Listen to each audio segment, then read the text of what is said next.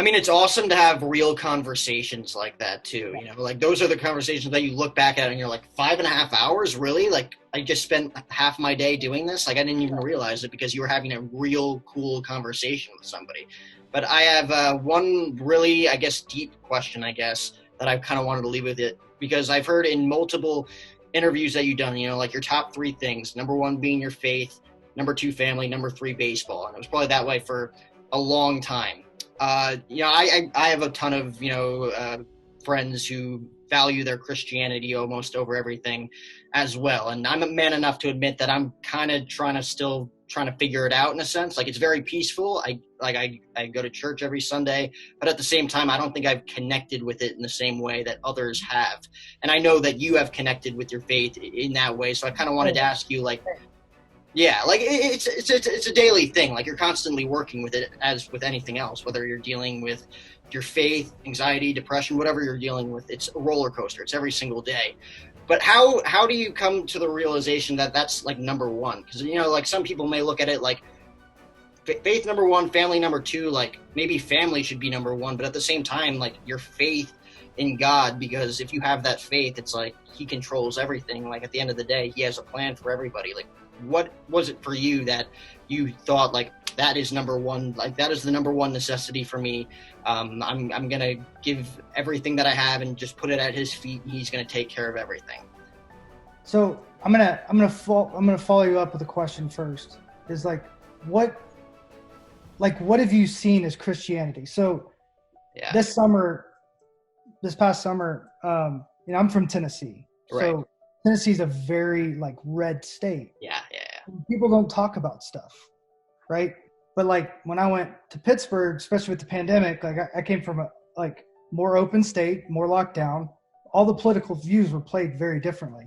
Right. And guys were asking questions. And what I realized is like, it was what people were perceiving more than anything else. It didn't matter like about your true values or like the human being. It just mattered about red, blue, state, north, south, like, and then it became white, black, then it became gender. Like it was always separate. Like, but like my heart's red, your heart's red. Jesus is our savior. That's it. Like we're there. So I ask you is like, what have you seen as a Christian? What do you see at church? Because there's a fundamental issue going on in society that isn't talked about and people are scared of it, especially people in the church. So I ask you, like, what's been your background in understanding what Christianity is and what like it's supposed to be?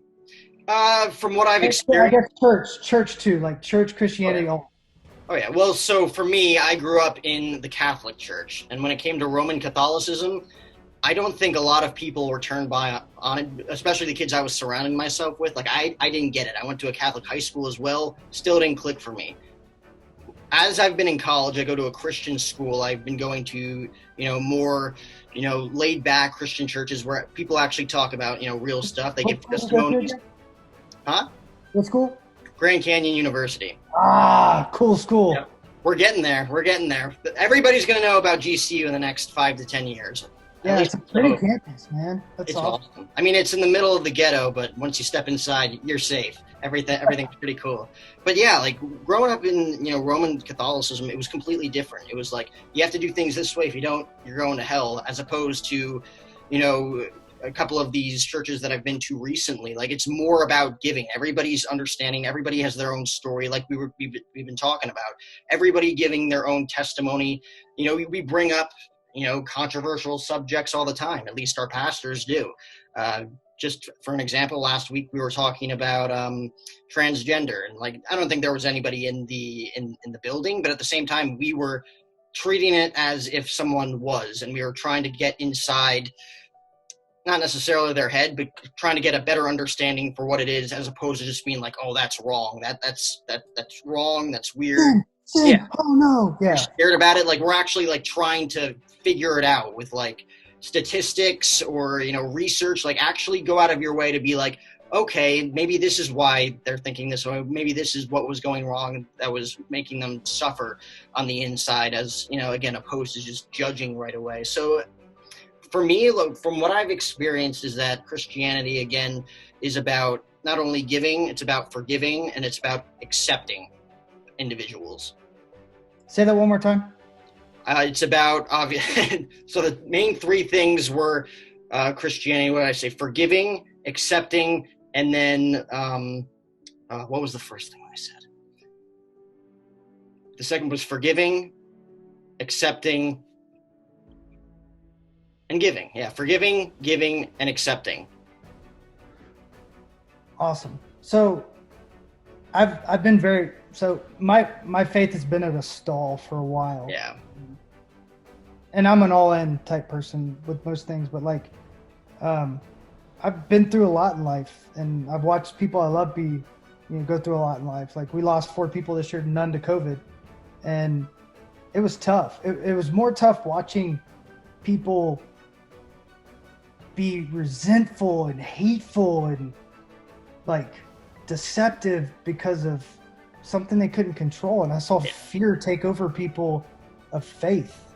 And I'm like, fear, faith, exact opposite. It's like, not good. This is terrible. So I think when you said those 3 things, like there's a quote that I love. It says, starts with Jesus, or begins with Jesus, stays with Jesus, ends with Jesus. So those are my 3 things. And I think the church gets away from that constantly. So like when you're talking about transgenders, like our world right now is separate from God due to sin. So that separation's created disease, famine, all these things, chemical imbalances, ADD, depression, anxiety, because we're separating. And the further we get away, the weirder it's going to get.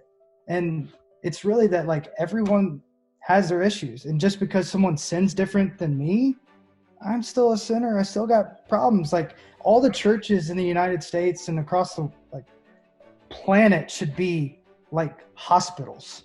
Should be for broken, messed up people, including the doctors and everyone else. And you just meet them where they're at and say, man, how can I serve you today? And how can I maybe give you a little light of Jesus today? And that's it. And, I let my, faith in Christianity kind of get dictated by people that just broke my heart, and people I looked up to that, really did some terrible things to me. And, I looked up to them because they helped me grow my faith, almost like a mentor style. And then coming back and understanding they had no intention to mentor me. They were using me for their advantage in every single way. Yeah. And I would have never known unless it came to light by accident. So like, it's crazy. And then you have choices to make in life where like, am I the bigger person, or do I do what the world wants me to do? Like lawsuits and different things. I mean, some crazy stuff happened to me over the last couple of years when it came to Christian men. And I had to like kind of go back in. I've really dove into a lot of different, teachings over the years. And it really just falls back to like understanding the world's broken, and we don't have a choice in that ever.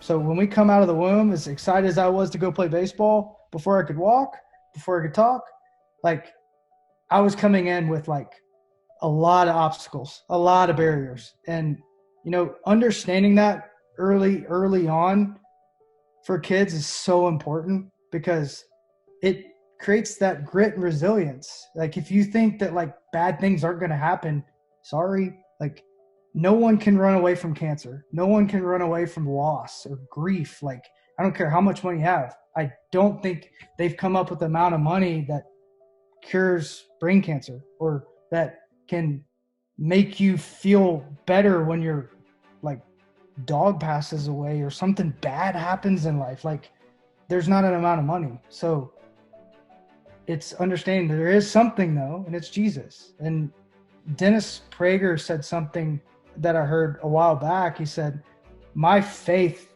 grows daily by watching people replace God.